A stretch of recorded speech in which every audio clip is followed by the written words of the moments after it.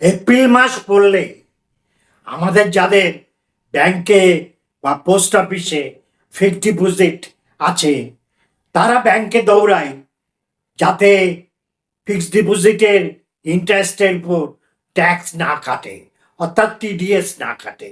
তার জন্যে 15G 15H জমা দিতে যাই। ভুলে যান 15G 15H। এখন একটা কথাই মনে রাখুন, 121 121 121 এটাই সকলের জন্য প্রযোজ্য। টিডিএস বাঁচানোর জন্যে, ট্যাক্স কাটানো বাঁচানোর জন্যে ব্যাংকে আপনাকে দিতে হবে 121 নম্বর ফর্ম। আচ্ছা, কাদের দিতে হবে? এই যে যাতে ব্যাংক টিডিএস না কাটে তার সীমারেখা কিছু আছে কি? হ্যাঁ আছে।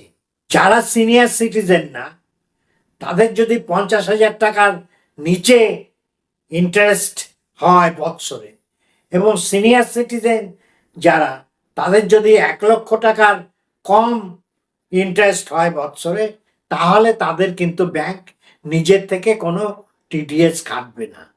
তাদের এই ট্যাক্স টিডিএস বাঁচানোর জন্যে কোনো ফর্ম জমা দিতে হবে না। এর উপরে যারা, তাদেরই এই আগে 15G বা 15H যেটা ছিল তার পরিবর্তে এখন 121 নম্বর ফর্ম জমা দিতে হবে। আর কারা আইনত দিতে পারবেন না জমা? যারা ট্যাক্সেবল ইনকামের আওতায় আসবে। 4 লাখ টাকা পর্যন্ত নো ট্যাক্স, অর্থাৎ 4 লক্ষ টাকার উপরে হয়ে গেলে আপনাকে কিন্তু এই টিডিএস বাঁচানোর ফর্ম জমা দেওয়া আইনত উচিত হবে না। আপনাকে রিটার্ন সাবমিট করতে হবে, রিটার্ন সাবমিট করে রিফান্ড নিতে হবে।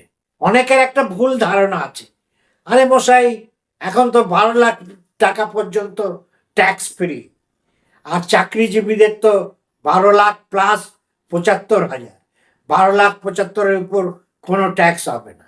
এখানে একটা ভুল করছেন বন্ধু।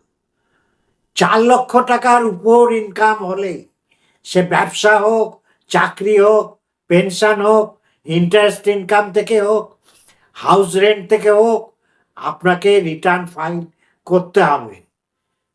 আবার শুনুন, নিউ রিজে আপনি যদি না অপ্ট করেন ওল্ড রিজে, ধরে নিয়ে হবে আমরা সবাই নিউ রিজিমে আছি। অতএব 4 লাখ টাকা হচ্ছে নো ট্যাক্স স্ল্যাব, এই পর্যন্ত কোনো ট্যাক্স দিতে হবে না। 4 লাখের উপরে কিন্তু প্রতিটা স্ল্যাবের 5% 10% করে ট্যাক্সের স্ল্যাব আছে। অতএব আপনাকে 4 লাখ টাকার উপর ইনকাম হলেই ইনকাম ট্যাক্স রিটার্ন জমা দিতে হবে। তারপরে যে আপনি সিস্টেমে 87A-তে আপনি 60,000 টাকা রিবেট পাবেন, তাতে 12 লাখ বা 12,75,000 পর্যন্ত আপনার ইনকাম হলে কোনো ট্যাক্স দিতে হবে।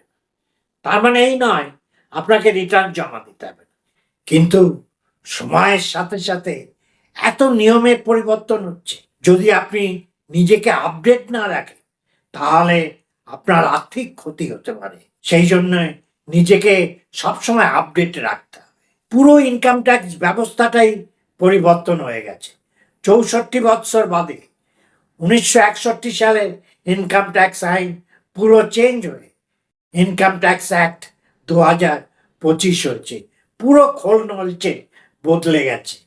সমস্ত ফর্ম নিয়মকানুন পাল্টে গেছে। এই জন্যে আজকের ভিডিওটা আপনার দেখা ভীষণ জরুরি। এবার এই ফর্মটা যেহেতু নতুন, এটা কিভাবে ফিল আপ করবেন আজকে আমি দেখাবো হাতে কলমে এই ফর্মটা কিভাবে ফিল আপ করতে হবে। তাহলে চলুন আজকে আমরা দেখে নিই কিভাবে এই ফর্মটা আমরা ফিল আপ করব। তাহলে আমরা ফর্ম 121 ফিল আপ করব। তার দুটো part, part A, part B. Part এতে আমাদের পার্টিকুলার্সগুলো লিখতে হবে, তারপরে থাকবে ডিক্লারেশন, সেটা ফিল আপ করে সই করতে হবে। আর পার্ট বিটা ব্যাংক কর্তৃপক্ষ ফিল আপ করবে, তাদের ব্যাপার। এই হচ্ছে মোটামুটি ফর্মের চেহারাটা। আর নিচে দেওয়া আছে নোটস, কোন ঘরে কি লিখতে হবে সেটাও ফর্মে ডিটেলস লিখে দেওয়া হয়েছে। ক্লিয়ার এ পর্যন্ত? এবার শুরু করি। আমরা ফর্ম 121 পার্ট এ আমরা ফিল আপ করবো। তাহলে প্রথমে নেম, নেমের ঘরে শর্টে নাম লিখলে হবে না, আপনার নাম পুরো সুজয় দে, এস দে লিখলে হবে না। আধার কার্ডে যে স্পেলিংয়ে যেভাবে নামটা আছে সেভাবেই লিখতে হবে, ফুল নেম লিখতে হবে। 2 নম্বর হচ্ছে আইটেম অ্যাড্রেস। এখানে আপনার ফুল অ্যাড্রেস দিতে হবে, রাস্তার নাম, বাড়ির যদি কোনো নাম্বার থাকে বাড়ির নাম্বার, পোস্ট অফিস, জেলা, ডিস্ট্রিক্ট, রাজ্য ওয়েস্ট বেঙ্গল, এবং পিন নাম্বার দিতে হবে। 3 হচ্ছে প্যান নাম্বারটা পরিষ্কার করে লিখতে হবে। প্যান নাম্বার ভুল হলে 10%-এর জায়গায় 20% ট্যাক্স কাটবে। 4 হচ্ছে স্ট্যাটাস, আপনার স্ট্যাটাস কি, আপনি হচ্ছেন ইন্ডিভিজুয়াল, HUF ইত্যাদি ইত্যাদি অনেক আছে, আপনি তো তা না। আপনার রেসিডেন্সিয়াল স্ট্যাটাস কি, আপনি রেসিডেন্ট ইন্ডিয়ান, তাহলে রেসিডেন্ট লিখবেন। 5 এতে বলা আছে আপনি কি senior citizen, yes or no. আপনি সিনিয়র সিটিজেন হলে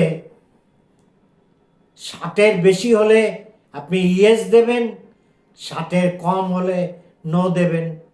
ইয়েস নো, আর কিছু আপনার বয়স টয়স লিখতে হবে না, ইয়েস অথবা নো। এবার 6 নম্বরে আছে ইমেল আইডি। ইমেল আইডিতে কি দেবেন, যদি ইমেল আইডি থাকে দেবেন, না হলে নট অ্যাপ্লিকেবল NA দিয়ে দেবেন। তারপরে কন্ট্যাক্ট নাম্বার, ভারতের কন্ট্যাক্ট নাম্বার 91 হচ্ছে কান্ট্রি কোড, তারপরে আপনার মোবাইল নাম্বারটা দিয়ে দেবেন।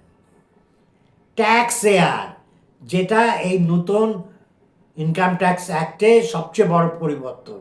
এখন আর financial year, previous year, assessment year এসব কিছু নেই, একটাই কথা ট্যাক্স ইয়ার।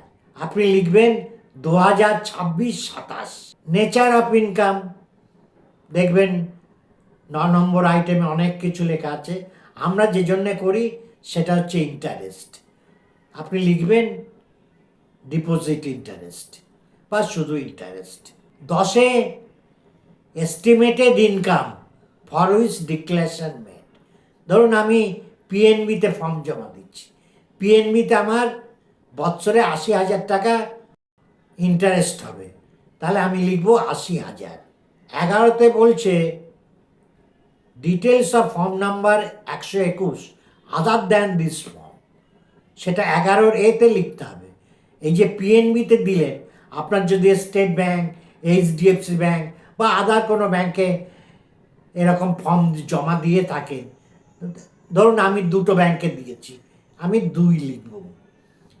এবং 11B-তে লিখব সেখানে যে 2টো ফর্ম জমা দিয়েছি তার জন্য কত টাকার ইন্টারেস্ট আমার হতে পারে। ধরুন আমার সেই 2টো ব্যাংকে ইন্টারেস্ট হবে 1 লাখ। ঠিক আছে, এ পর্যন্ত ক্লিয়ার? 11B হয়ে গেল। 12-তে লিখতে হবে আপনার এই 2টো মিলে টোটাল কত হলো, 80,000 আর 1 লাখ। TDS-এর জন্য আপনার 1,80,000 টাকা জন্য আপনি এই 3টে ফর্ম জমা দিয়েছেন। এবার 13-তে অ্যাকচুয়ালি আপনার টোটাল ইনকাম কত হবে এই ফিনান্সিয়াল ইয়ারে। এখন তো ফিনান্সিয়াল ইয়ার বলবো না, এখন বলবো ট্যাক্স ইয়ার। 26-27 সালে আপনার টোটাল ইনকাম, স্যালারি হোক, পেনশন হোক, অন্য সোর্স থেকে হোক, কত হবে। ব্যবসা থেকে ধরে নিন আমার 4 লক্ষ হবে, এখানে 1,80,000 আর কিছু নিয়ে 2,20,000 অন্য দিক থেকে নিয়ে আমার হবে 4 লক্ষ। 14তে দিতে হবে গত 2 বছরে আপনি কোনো ইনকাম ট্যাক্স ফাইল করেছেন কিনা, 24-25, 23-24 হলে সালগুলো দেবেন, দিয়ে তার যে ফাইল করেছিলেন অ্যাকনলেজমেন্ট নাম্বার এবং সেই ফাইলে কত ট্যাক্সেবল ইনকাম ছিল সেটা যদি হয় তাহলে দেবেন, না হলে নট অ্যাপ্লিকেবল NA লিখে ছেড়ে দেবেন। এবার ডিক্লারেশন ফর্মে আই দিয়ে আপনার নামটা, ধরুন আমার নাম সুজয় দে। এবার হ্যাভিং পার্মানেন্ট অ্যাকাউন্ট নাম্বার মানে প্যান, এখানে প্যান নাম্বারটা দিতে হবে। এই 3 নম্বরে আবার ট্যাক্স ইয়ারটা লিখতে হবে 26-27।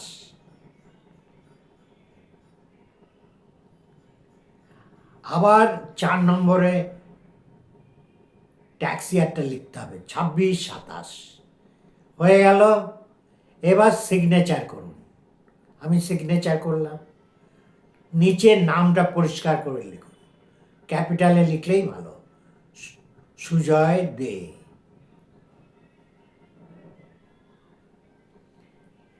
রাইট সাইডে এবার চলে যান, আপনি কোথায় থাকেন।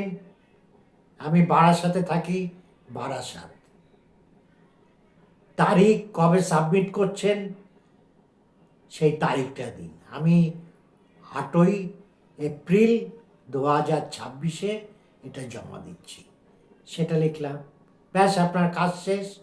এইভাবে আর একটা এই ফর্ম ফিল আপ হয়ে গেলে এর একটা জেরক্স কপি করে নিন।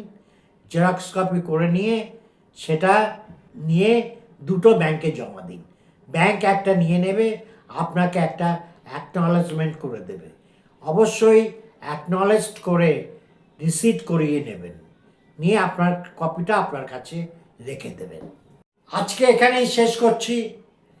আমার ভিডিওটা যদি আপনাদের ভালো লাগে, কাজে লাগে, তাহলে লাইক করুন, বন্ধুদের শেয়ার করুন, আপনাদের মতামত কমেন্টে জানান। এবং এই যে ইনকাম ট্যাক্সের বিশাল পরিবর্তন হয়েছে, আরও অনেক ফর্মের পরিবর্তন হয়েছে, সেগুলো সম্বন্ধে আমি আসবো আর একটা ভিডিও নিয়ে। পুরো ইনকাম ট্যাক্স 1961 জায়গায় ইনকাম ট্যাক্স অ্যাক্ট 2025 কী নতুন এলো, পুরো খোলনলচে পাল্টে গেছে, সেই বিষয়টা একটা পৃথক ভিডিওতে আলোচনা করব।